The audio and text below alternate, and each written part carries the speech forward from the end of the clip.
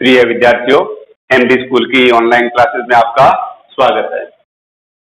तो हमारा जो टॉपिक चल रहा है मेल रिप्रोडक्टिव सिस्टम, नर जनन तंत्र। नर जनन तंत्र का हमारा जो एपिसोड नंबर 2 आया था, उसके अंदर हमने एलएस ऑफ टेस्टिस, वर्षण की अनुदैर्ध्य का। आज जो टॉपिक रहेगा वो रहेगा अपना टीएस ऑफ टेस्टिस, वर्षण की अनुप्रस्थ काट, जो हमारे प्रैक्टिकल में है राजस्थान बोर्ड में। या फिर टेस्टिस की जब अनुप्रस्थ काट का अध्ययन करते हैं तो उसके अंदर हम ये प्रक्रिया भी पढ़ते हैं, फॉर्मेशन ऑफ ए सफ्रम, शुक्राणु निर्माण की प्रक्रिया भी दिखाते हैं। तो क्वेश्चन किसी भी टाइप का है कि आप जैसे आ जाए कि फंक्शन ऑफ फॉर्मेशन ऑफ ए सफ्रम, शुक्राणु निर्माण की प्रक्रिया को नामांकित चित्र के द्वारा समझाइए, तो भी आप ये डायग्राम दे सकते हो। या टीएस ऑफ टेस्टिस पूछा जाए तो भी ये डायग्राम देके वर्णन कर सकते हो। या फंक्शन ऑफ सेमिनिफेरस ट्यूब्यूल्स, शुक्र जन नलिकाओं के कार्य का प्रदर्शित करते हुए चित्र बनाएं और वर्णन करें, तो भी आप ये डायग्राम, कॉमन जो डायग्राम है, तीनों प्रकार के क्वेश्चन जो आ सकते हैं अपने टीएस ऑफ टेस्टिस या फॉर्मेशन ऑफ सफ्रम या फंक्शन ऑफ सेमिनिफेरस ट्यूब्यूल्स, तो इनका डायग्राम बना लेते हैं।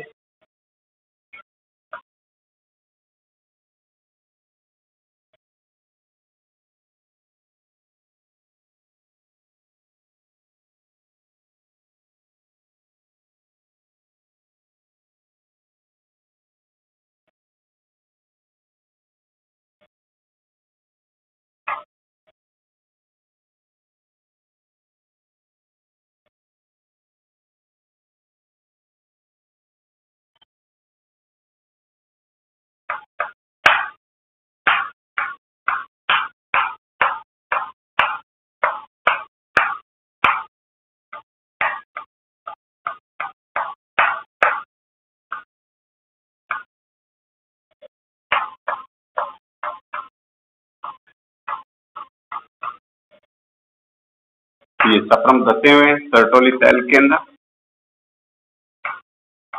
ये कैविटी में पड़े हैं सफ्रम, गुहा में।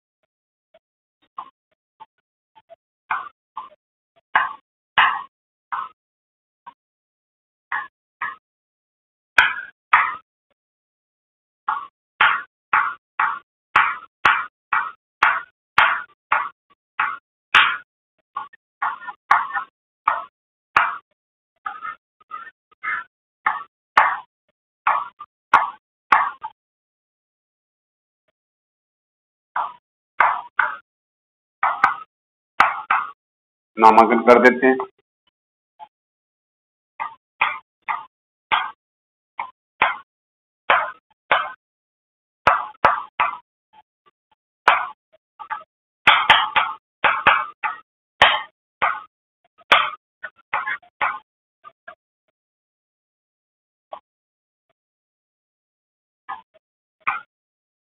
Germinal epithelium,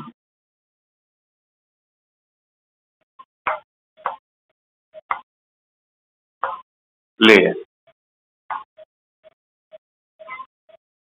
Sertoli cell.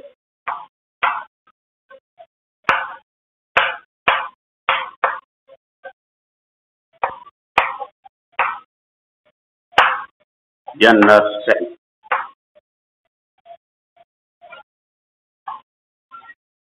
योजी, उत्तक,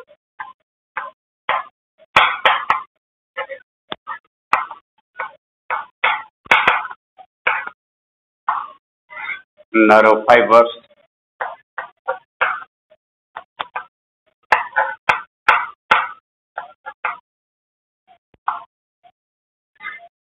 ब्लड वेसल,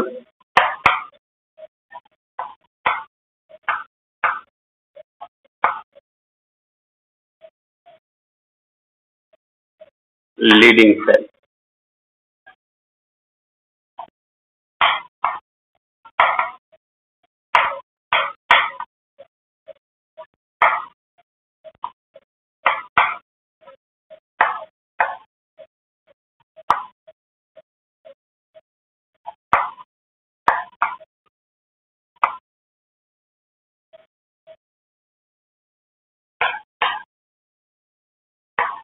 सप्रमेटो,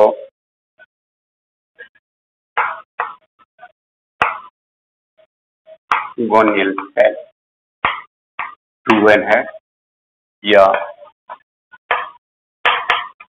शुक्राणुजन्य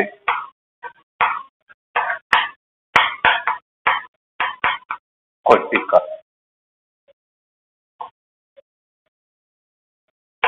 प्राइमरी,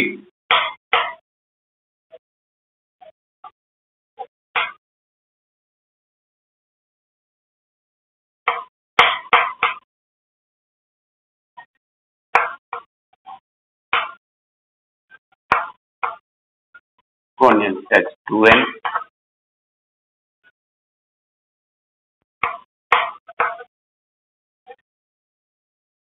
सेकेंडरी,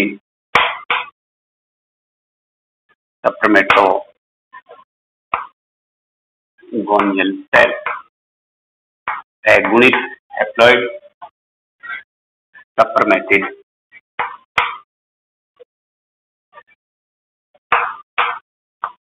गुणित कायांतरण की क्रिया से गतिशील, सप्रम। तो ये अपना डायग्राम हो गया टीएस ऑफ ए टैक्सिस, या इसके अंदर शुक्राणु निर्माण की प्रक्रिया, फॉर्मेशन ऑफ ए सप्रम, या फंक्शन ऑफ ए सेमिनिफेस ट्यूब्यूल, शुक्रजन नलिकाओं के कार्य। तो पीछे वाले जो एपिसोड था उसके अंदर एलएस में हमने शुक्रजन नलिकाओं की संख्या शंक्वाकार पिंडों के अंदर थी, अग्रभाग की तरफ और पृष्ठभाग की तरफ, और कम से कम एक शंक्वाकार पिंड में एक और अधिकतम 3।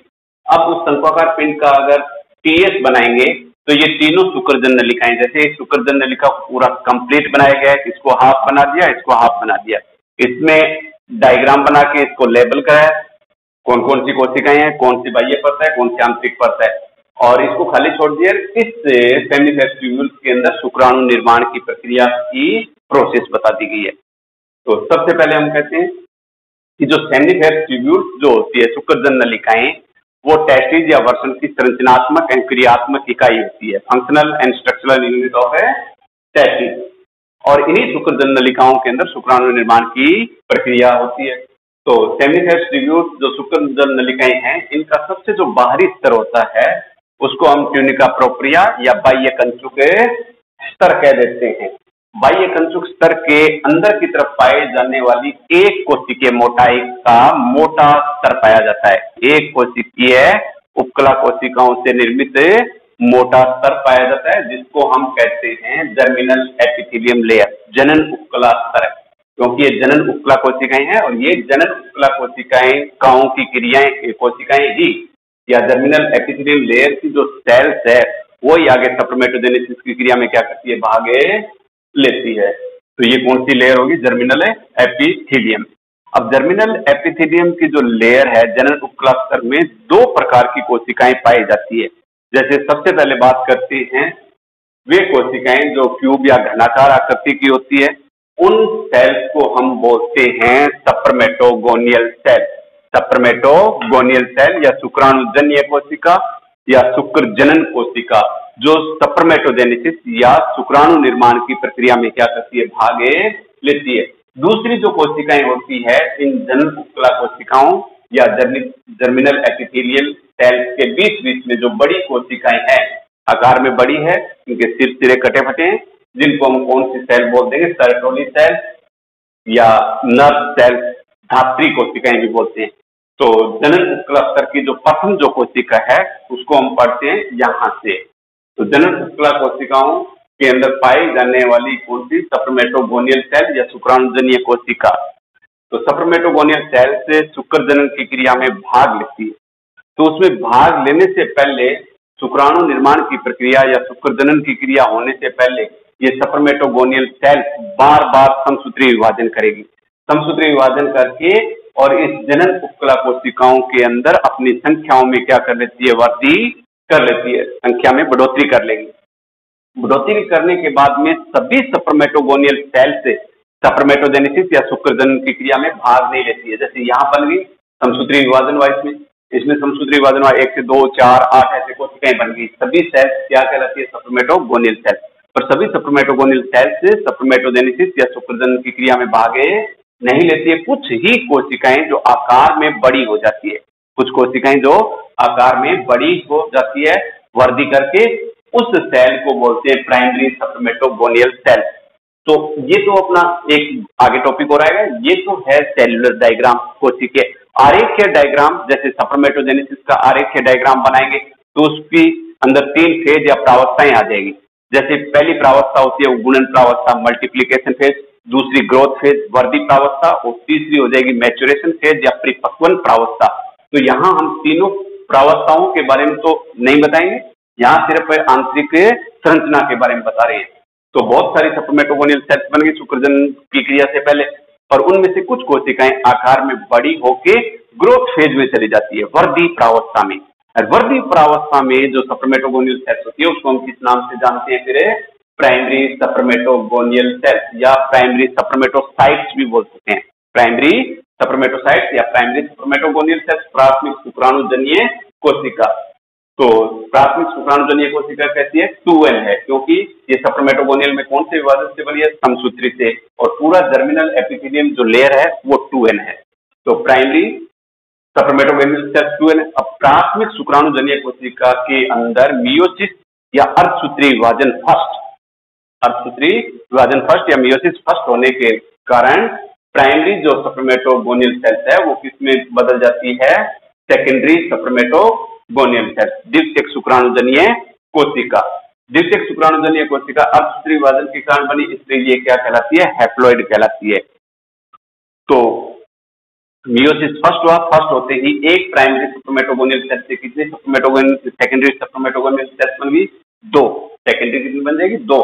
उसके बाद में सेकेंडरी सप्रमेटोगोनियल सेल के अंदर अर्धसूत्री विभाजन सेकंड या मियोसिस सेकंड होगा। मियोसिस सेकंड होते ही प्रत्येक सेकेंडरी सप्रमेटोगोनियल से 2-2 कोशिकाएं और बन जाएगी, प्रत्येक से 2 बनेगी। तो इस तरह से कितनी कोशिकाएं बन जाएगी, 4 कोशिकाएं बन जाएगी। और इन चारों कोशिकाओं को बोलेंगे हम सप्रमेटिड्स। क्या बोल देंगे, सप्रमेटिड्स, या फिर शुक्राणु पूर्वी कोशिका, यानी शुक्राणु से पहले की कोशिका। तो सप्रमेटिड्स भी क्या है, हैप्लॉइड या एगुणित है। सप्रमेटिड या शुक्राणु पूर्वी कोशिका की विशेषता क्या होती है कि ये एगुणित है, गोलाकार है, एक्चल है, नॉन मोटाइल है, हैप्लॉइड है और राउंडेड गोलाकार है। फिर इस सप्रमेटिड के अंदर आगे कौन सी क्रिया होगी, कायांतरण की क्रिया। कायांतरण की क्रिया होने के कारण मोटाइल या गतिशील सप्रम का क्या हो जाता है, निर्माण हो जाता है। तो आगे सप्रम की स्ट्रक्चर आएगी, जिसके हेड भाग है, नेक भाग है, मिडिल पार्ट है, टेल भाग है। तो सप्रमेटिड में कौन सी क्रिया हुई, कायांतरण की क्रिया के द्वारा किसका निर्माण हो गया, सप्रम का निर्माण हो गया। तो हम बात कर रहे हैं जर्मिनल एपिथेलियम। जर्मिनल एपिथेलियम में कितने प्रकार की कोशिकाएं हैं, 2 प्रकार की। 1 नंबर कोशिका कौन सी है, जैसे ये 1 नंबर कोशिका होगी अपनी सप्रमेटोगोनियल सेल, जो शुक्र जनन या सप्रमेटोजेनेसिस की क्रिया में भाग लिया और शुक्राणु का निर्माण कर दिया। दूसरी जो सेल्स है कि जर्मिनल एपिथेलियम के बीच बीच में कुछ बड़े आकार की कोशिकाएं पाई जाती है, जिनके अंदर साइटोप्लाज्म या कोशिका द्रव्य क्या होगा, इनका संघन होगा और इनके शीर्ष सिरे क्या रहते हैं, कटे फटे रहते हैं। इन सेल्स को हम क्या बोलते हैं, सर्टोली सेल्स या नर्व सेल्स। नर्व सेल या पोषण कोशिका या धात्री कोशिकाएं, या फिर इनके सिरे कटे फटे होने के कारण सप्रम का हेड भाग इस कटे फटे छोर के अंदर आके क्या हो जाता है, धंस जाता है, और सप्रम इन कोशिकाओं से क्या करता है, पोषण प्रदान करता है। इसलिए इनको पोषण कोशिकाएं या नर्व या धात्री कोशिकाएं, या फिर ये सप्रम को अपने ऊपर धारण करती है, सहारा प्रदान करती है, तो आलंबन कोशिकाएं भी इन सर्टोली सेल्स को बोल सकते हैं। जैसे कुछ सप्रम तो इसके हेड भाग में धंस गए, बाकी के सप्रम ये जो बीच का जो खाली भाग है सेमिनिफेरस ट्यूब्यूल्स का, जिसको कैविटी बोलती है, गुहा, इसके अंदर क्या हो जाते हैं, एक्सक्रीट हो जाते हैं, और इसी कैविटी से ये सप्रम निकल के और वासा इफ्रेंसिया जो पीछे वाले एलएस में पढ़ा था, वासा इफ्रेंसिया यानी अपवाही नलिकाएं या शुक्र वाहिकाओं में चला जाएगा। शुक्र वाहिकाएं आगे एपिडिडिमस के शीर्ष भाग या कैट एपिडिडिमस के अंदर क्या हो जाती है, खुले जाती है। तो ये दो प्रकार की कोशिकाएं होगी, सप्रमेटोगोनियल सेल और दूसरी कौन सी हो जाएगी, सर्टोली सेल। इसके बाद में हमने एलएस के अंदर बताया था कि प्रत्येक शंक्वाकार पिंड के अंदर कम से कम एक और अधिकतम कितनी नलिकाएं होती है, सेमिनिफेरस ट्यूब्यूल 3 होती है। तो यहाँ हमने एक कंप्लीट बना ली, 2 हाफ बना ली, तीनों बना ली। अब इन तीनों जो सेमिनिफेरस ट्यूब्यूल्स है, इनके बीच बीच में कुछ विशिष्ट प्रकार का संयोजी ऊतक पाया जाता है। ये फाइब्रस हो गए संयोजी ऊतक, और संयोजी ऊतक के बीच बीच में नर्व फाइबर, तंत्रिका तंतु जो इसको सेंसिटिव या टेस्टिज को संवेदी बनाता है। एक हो जाएगी इसके अंदर ब्लड वेसल से रक्त केशिकाओं का संजाल पाया जाता है, जो टेस्टिज को क्या करती है, पोषण प्रदान करती है। तीसरी जो इसमें संरचनाएं आएगी कि संयोजी ऊतक के बीच बीच में कहीं कहीं कुछ कोशिकाओं के पिंड या लोब पाए जाते हैं। इन कोशिकाओं के समूह को क्या कहते हैं, इंटरस्टिशियल सेल्स या अंतराली कोशिकाएं या लेडिंग सेल्स या इंटरस्टिशियल सेल्स या अंतराली कोशिकाएं। ये अंतराली कोशिकाएं ही टेस्टोस्टेरोन हार्मोन का क्या करती है, स्रावण करती है, जो नर के अंदर द्वितीयक लैंगिक लक्षणों का विकास करती है नर के अंदर। अब हमने वर्षण को डिटेल में पढ़ा है, वर्षण की एलएस पढ़ ली है, और वर्षण की कौन सी होगी, टीएस। अब जो क्वेश्चन जो पुटअप होते हैं राजस्थान बोर्ड के अंदर, जैसे एक जनरली क्वेश्चन आ जाता है कि वर्षण की आंतरिक संरचना का नामांकित चित्र बनाते हुए वर्णन कीजिए।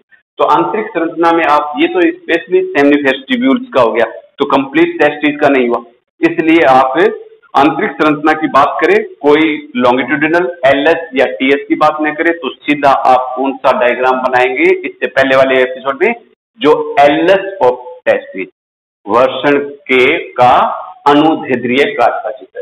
दूसरा आ जाए कि टेस्टिज की अनुप्रस्थ काट का चित्र बनाए, तो एलएस वाला न बना के आप कौन सा बनाएंगे, टीएस ये बनाएंगे। या ऐसे आ जाए कि अनुप्रस्थ वर्षण की आंतरिक संरचना का चित्र बनाते हुए शुक्राणु निर्माण की प्रक्रिया समझाइए, तो शुक्राणु निर्माण की प्रक्रिया हम टीएस में दिखा रहे हैं। जैसे ये प्रोसेस हो गया सप्रमेटोजेनेसिस का, जैसे मल्टीप्लिकेशन फेज है, गुणन प्रावस्था है, ग्रोथ फेज है, वर्धी प्रावस्था है, और मैच्योरेशन है, फिर परिपक्वन प्रावस्था है। तो शुक्राणु निर्माण की प्रक्रिया के लिए भी ये डायग्राम, टीएस के लिए भी ये डायग्राम, और जो नेक्स्ट अपना जो टॉपिक आएगा वो TS of a penis. Thank you.